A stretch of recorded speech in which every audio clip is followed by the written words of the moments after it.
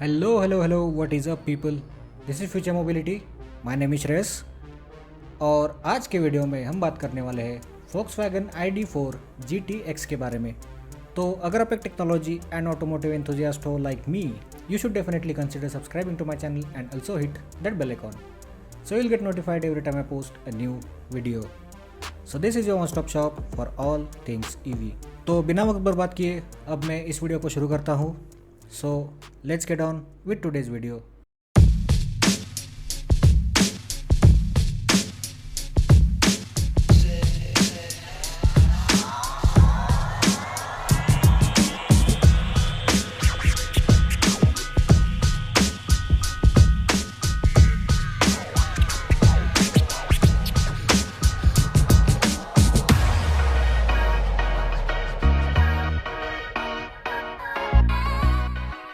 Volkswagen group ने India में उनके ईवी लाइनअप को इंट्रोड्यूस करना ऑलरेडी शुरू कर दिया है और इस वक्त इंडिया में और इनफैक्ट दुनिया भर में जिस तरह का सिनेरियो है उसे देखकर इस वक्त सारे ब्रांड्स सिर्फ प्रीमियम और लग्जरियस ईवी प्रोडक्ट्स को ही इंट्रोड्यूस कर रहे हैं। ऐसा करने के पीछे कुछ अलग अलग फैक्टर्स रिस्पॉन्सिबल है, like cost of components that go into making an EV, जिसमें बैटरीज, मोटर्स वगैरह इंक्लूडेड है। और इन पार्ट्स को सोर्स करना हर एक कार कंपनी के लिए उतना फिजिबल और अफोर्डेबल नहीं है और इसी वजह से हमें इस वक्त इंडिया में उतने ईवी प्रोडक्ट्स या इलेक्ट्रीफाई प्रोडक्ट्स देखने को नहीं मिल रहे। Brands like Toyota, Maruti, Honda इस वक्त उनके ईवीज़ को इंडिया में नहीं लाना चाहते और वो चाहते हैं कि कुछ और साल रुककर जब उनके लिए ईवीज़ को इंडिया में मैन्युफैक्चर या सेल करना फिजिबल हो जाएगा तब वो उनके प्रोडक्ट्स को धीरे धीरे रोल आउट करना शुरू कर देंगे। लेकिन इसी एक फैक्टर की वजह से बहुत सारे लग्जरी कार मेकर ब्रांड्स को एक अच्छा मौका मिल चुका है और हमें इंडिया में Mercedes, Audi, BMW, Jaguar, Volvo, किया, पोर्शा इन ब्रांड्स के कई प्रोडक्ट्स इस वक्त सेल पर देखने को मिल रहे हैं और शायद इसी वजह से Volkswagen ने भी इंडिया में उनके कुछ प्रोडक्ट्स को लाने का डिसीजन ले लिया है। By the way, Volkswagen group के कई ब्रांड्स इस वक्त इंडिया में उनके प्रोडक्ट्स को इंट्रोड्यूस कर चुके हैं, जैसे आउडी ने अब तक e-tron GT, e-tron RS GT जैसी कुछ गाड़ियाँ इंडिया में सेल करना शुरू कर दिया है। पोर्शा ने उनकी टाइकैन को भी इंडिया में उतार दिया है और आने वाले एक साल में हमें शायद स्कोडा की तरफ से उनकी एनियाक IV भी इंडियन रोड्स पर देखने को मिल सकती है। बाय द वे, मैंने कुछ ही हफ्ते पहले मेरे वीकली फ्यूमो ईवी न्यूज़ के सीरीज़ के एक वीडियो में आपको न्यूज़ दी थी कि Volkswagen अब स्कोडा की मदद से इंडिया में उनके कुछ ईवी प्रोडक्ट्स को टेस्ट करना शुरू करने वाले हैं और उन ईवीज़ को इंडियन रोड्स और इंडियन कंडीशंस में टेस्ट करने के बाद वो उनके खुद के प्रोडक्ट्स को भी इंडिया में लॉन्च कर देंगे। अगर आपने वो वाला वीडियो नहीं देखा है तो उसका लिंक मैं ऊपर आई कार्ड में डाल दूंगा, आप चाहे तो उस पर क्लिक करके वो वाला वीडियो देख सकते हो, लेकिन पहले ये वीडियो पूरा देख लो। और इसी बात को कुछ हफ्ते हो ही रहे थे कि हमें कुछ ही दिन पहले एक सोर्स से पता चला कि Volkswagen की एक ईवी जिसका नाम है Volkswagen ID4 GTX उसे इंडियन रोड्स पर टेस्ट करते हुए स्पाई किया गया और सबसे सरप्राइजिंग बात यह है कि उस गाड़ी पर किसी भी तरह का कैमोफ्लेज नहीं था। तो शायद इसका मतलब ये हो सकता है कि Volkswagen इस गाड़ी को बहुत जल्द इंडिया में लॉन्च कर सकते हैं। लेकिन मैं आपको पहले ही क्लियर कर दूं कि ये कोई कंफर्म न्यूज़ नहीं है और अब तक हमें Volkswagen की तरफ से कोई ऑफिशियल अनाउंसमेंट देखने को नहीं मिली है और जब तक Volkswagen खुद से अनाउंसमेंट नहीं करते तब तक मैं इस बात को कंफर्म नहीं कर सकता। So take all of this with a pinch of salt. लेकिन चूंकि ये ईवी अब इंडिया में आने के आसार बढ़ गए हैं तो मुझे लगा कि इस ईवी के ऊपर एक डेडिकेटेड वीडियो बनाकर मैं मेरे व्यूअर्स को इसके बारे में इन्फॉर्मेशन दे दूं, जिससे आपके मन में पैदा होने वाले सवालों का जवाब आपको मिल जाएगा और आप अपना बाइंग डिसीजन अच्छे से ले पाओगे। तो अब मैं Volkswagen ID4 GTX के बारे में बात करने वाला हूँ। तो starting of with the platform, तो Volkswagen की ID4 को उनके MEB मॉड्यूलर EV आर्किटेक्चर पर डिज़ाइन किया गया है और इस आर्किटेक्चर को उन्होंने और भी कई प्रोडक्ट्स में ऑलरेडी यूज़ किया है। So there is some level of flexibility in this platform. इस गाड़ी को Volkswagen ने इंडिया से पहले बाकी कई रीजन्स और कंट्रीज़ में ऑलरेडी लॉन्च कर दिया है और इसे एक premium performance oriented mid size EV SUV की तरह मार्केट किया जाता है। ID4 GTX लुक्स के मामले में काफ़ी हद तक एक टिपिकल Volkswagen जैसे ही दिखाई पड़ती है। I mean it's supposed to be that way for a reason। और इसमें हमें स्टाइलिश LED DRLs और हेडलाइट सेटअप देखने को मिल जाता है। इस हेडलैम्प सेटअप में एक अलग तरह का डिज़ाइन देखने को मिल जाता है जिसे Volkswagen ने मैट्रिक्स LED ऐसा नाम दिया है और ये दूर से उतना नोटिसेबल नहीं दिखाई पड़ता, बट इसे पास से देखने पर यह बहुत ही डोप नज़र ये बहुत ही डोप नज़र आता है। फिर इन हेडलैम्प्स के बीच में एक लॉन्ग एलईडी स्ट्रिप दी गई है। इस लॉन्ग एलईडी स्ट्रिप के बीच में हमें फोक्सवैगन का लोगो देखने को मिल जाता है और उसके नीचे हमें फ्लैट क्लोज फ्रंट देखने को मिल जाता है, which is a great touch in my personal opinion, क्योंकि ज़्यादातर केसेस में हमें ये वाला पार्ट कन्वेंशनल गाड़ियों में दिए जाने वाली ग्रिल की तरह दिखता है, बट इट इज़ क्लोज्ड क्योंकि ईवीज़ में ग्रिल वैसे भी यूजलेस होता है। लेकिन इस गाड़ी के फ्रंटल बॉटम पार्ट में एक मैश ग्रिल देखने को मिल जाता है, विच लुक्स फंक्शनल, और शायद इसे बैटरी पैक और ब्रेक रोटर्स को कूल डाउन करने के लिए यूज़ किया जाता है। अगर साइड प्रोफाइल से देखें तो ये काफ़ी हद तक मुझे स्कोडा एनियाक आईवी की याद दिलाती है, और इसके पीछे एक रीज़न है क्योंकि ये दोनों गाड़ियाँ एक ही प्लेटफॉर्म पर डिज़ाइन की गई है, which is the aforementioned MEB modular architecture, और इस प्लेटफॉर्म की वजह से इसका व्हील बेस एक्चुअली काफ़ी लंबा है and it looks much longer, और इसी वजह से इसमें हमें इंटीरियर स्पेस भी काफ़ी अच्छा और रूमी देखने को मिल जाता है।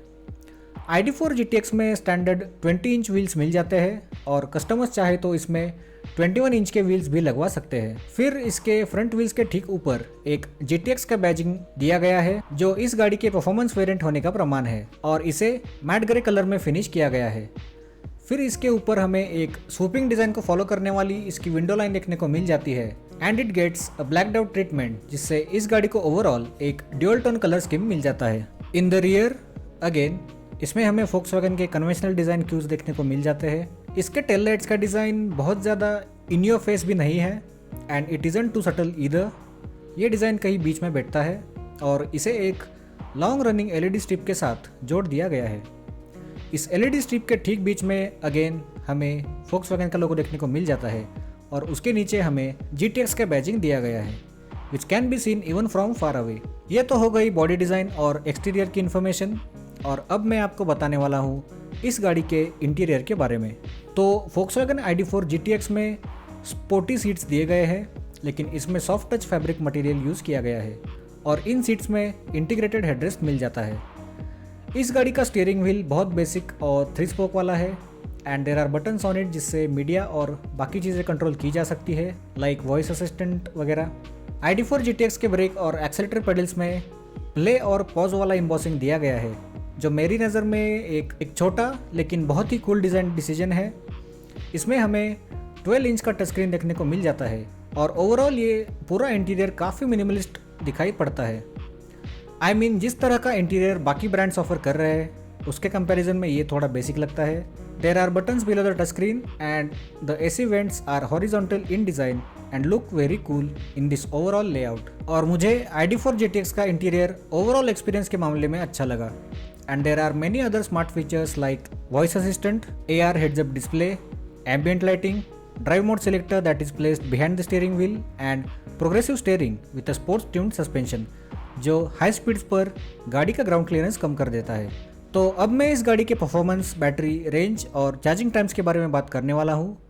तो फोक्सवैगन ID4 GTX में ड्यूअल मोटर सेटअप दिया गया है और परमानेंट मैग्नेट सिंक्रो मशीन या फिर PSM को रियर एक्सेल पर और एक एसिंक्रोनस मोटर या फिर ASM को फ्रंट एक्सेल पर प्लेस किया गया है, जो मिलकर 299 हॉर्स पावर की कंबाइंड आउटपुट जनरेट करते हैं।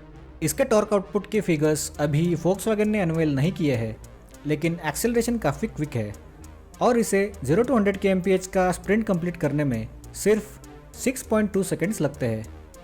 मुझे पता है कि यह टाइम वोल्वो XC40 रिचार्ज और किया EV6 से कम है, लेकिन 6.2 seconds is still very fast.